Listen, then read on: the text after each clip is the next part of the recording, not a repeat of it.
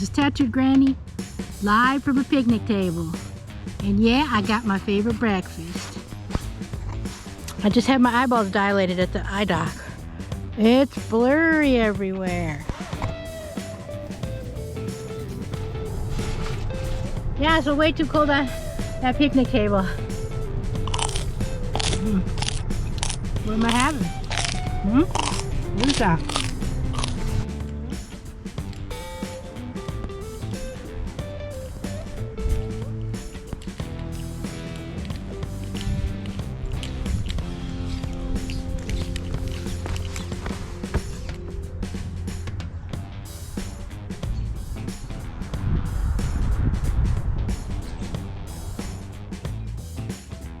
Join me today on Tattooed Granny for a hike and a pier chat by the beautiful Fox River.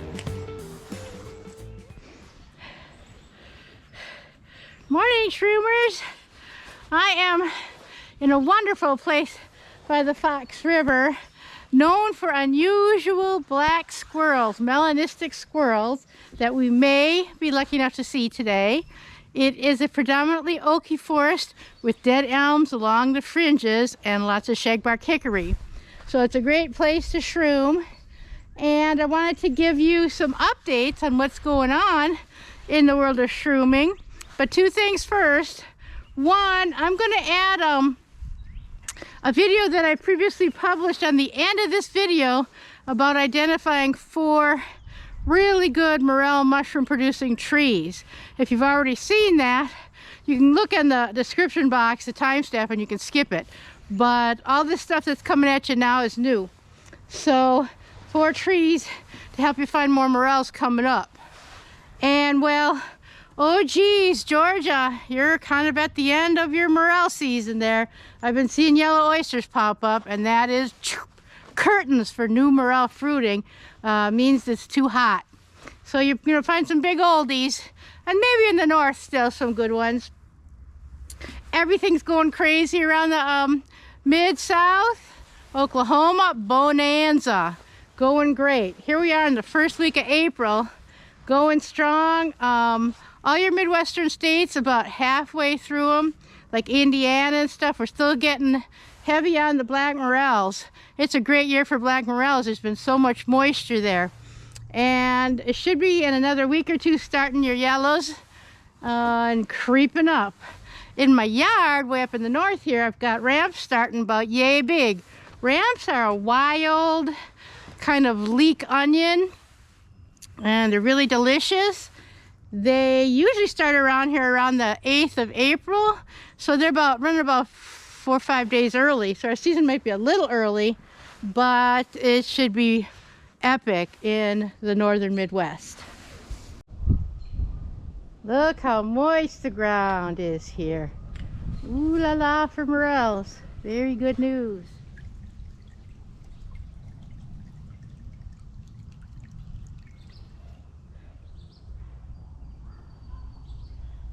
Look at that monster oak. Bark is this? Nope, not an elm. Stay tuned for that tree ID at the end. So I'm looking for those black melanistic squirrels right now. It's pretty quiet up in this nice old forest. Hey, thank you. We're almost at 900 subscribers. Woohoo! If we get to that 1,000, I'm going to be heading south to a secret shroom festival with vendors, free camping, invitation only, forays. If we hit that 1,000, I'll take one of you. So if that's someplace you can get to and you're interested to be in the drawing, shoot out an email, tattooedgrannymushroom@gmail.com, and we'll do a drawing on that. It's April 21st, 22nd, 23rd kind of thing. Ending in a wedding. Woohoo! Bring some shroomy gift. But basically, an epic chance to foray. Some private land, some public land. Yeah. Plus you can hang out with me a little bit. Maybe I can teach you something. maybe you can teach me something. So yeah, we're pushing 900 subs. We just need about 110, 20 more. Woohoo! Where are you at, squirrels?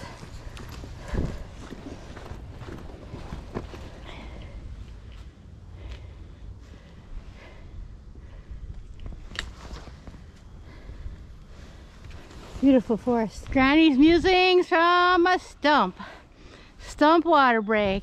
Okay, so we've got big secret foray coming up as I leave the cold and travel south multiple hours, like a half a day, to meet the shrooms like I did last year. But this year I'm going a different direction, sort of Indiana, lower Michigan, and Ohio.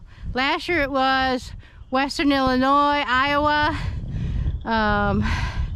southwestern and northwestern Illinois, and upper Michigan. So we're going to see what this other way has to offer this year. And I don't know any of the forests or any of the tree stands, but there's some burn areas in Michigan I'm going to try, and some different recreation areas in state forests. So you want to join me for those videos as they come up starting around the 3rd week of April. I'll be traveling like I do. I can't wait. I'm tortured without Morels. Y'all hear that? Not the train horn. That sound sort of like someone's running their fingers across a comb. Those are chorus frogs. One of the first frogs you're going to hear in spring. So maybe we're getting there.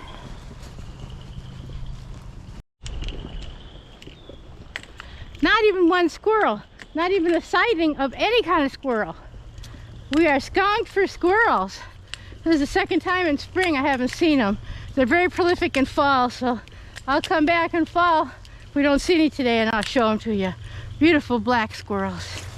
What kind of tree is this one?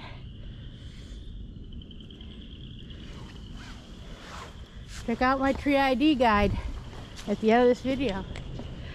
Holy cow, my head is cooking like a pot roast up in there. Woo! Yeah, my $1 hat is warm. Or my head's hot. You decide.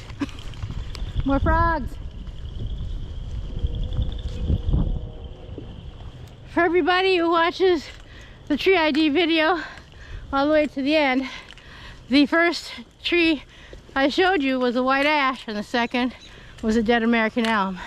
So if you got those right, some of my content's stuck in you. Good on you. Okay, look at this here. Ooh. Here's a dead elm with almost no bark. A little bit up there. This kind of skip over. Probably no more mushrooms coming up.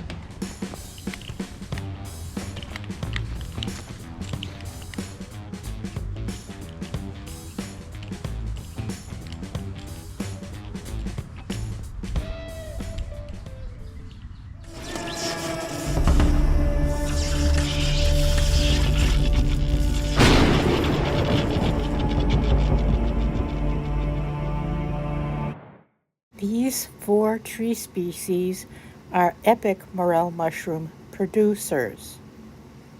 Learn to ID them today. Join me. Here's some live, just sprouting elm leaves for you.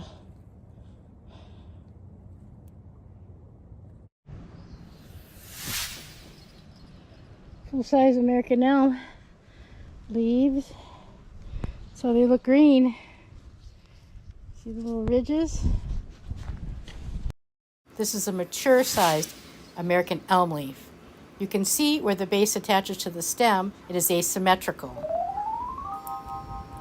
The leaf is oblong, oval in shape with a pointed tip, and the outer edges are all serrated on both sides. Bark from a freshly dead elm tree is rusty brown in color underneath and gray and flaky on top.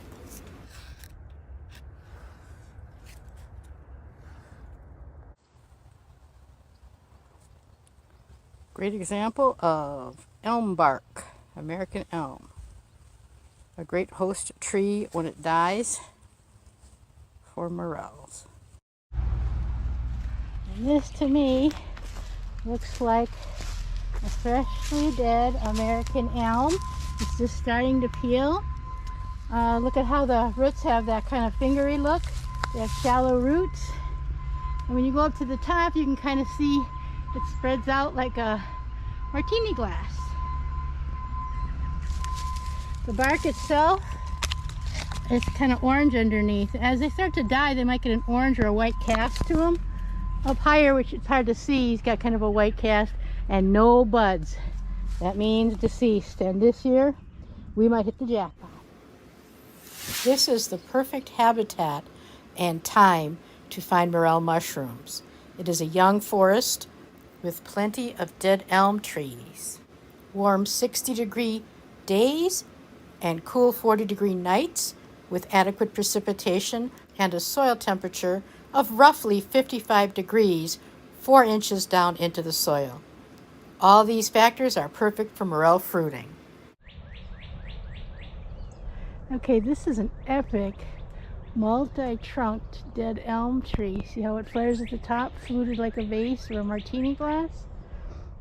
Elm trees are one of the first species to bud out in spring, so it is quite easy to identify the living from dead trees. Not one bud or leaf should be on the dead American elm tree to produce morels.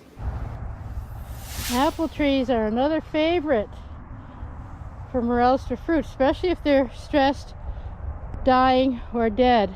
Make sure they're from an old organic orchard so you don't get any of the pesticides. I also get mine there's a farmer field there, but if you look here, the hill rises, and so the water comes down this way, and so you're not getting any of the pesticides that way.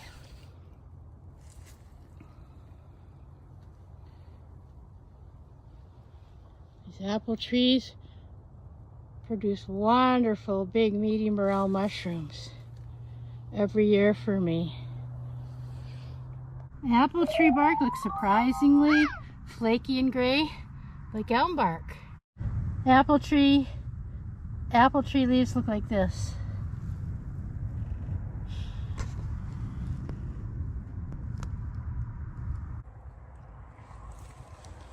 Another tip is apple trees flower just about when it's fruiting time for morel. So when you're looking at these old gnarly apple trees, if part of them's alive, they'll have some flowers. You can use that also to ID. My morel producing apple trees are super big and old. I don't know if that makes a difference.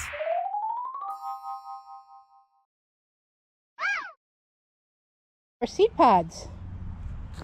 So sycamore, seed pods and leaves, right there. See that on the ground, you know you got the correct tree. This tree is often found lining riverbanks, and morels fruit under live sycamore. And you see this weird peeling white bark, you're there. Awesome, on to the next tree. Morels fruit on live white ash trees about a week after they are done fruiting on dead elm trees. They like a little heat. Their bark is gray and deeply fissured. X kind of bark, X shape. X, X, X. Right? And the branches come out at 90-degree angles to one another. Look at that, how cool is that? All the way up with all its markings, the bark and the branches that go up at 90-degree angles. His leaves are kind of like this, like this. Let's review the 4 trees we learned to identify today that love to fruit morels. Here are several more of my favorite morel mushroom producing trees.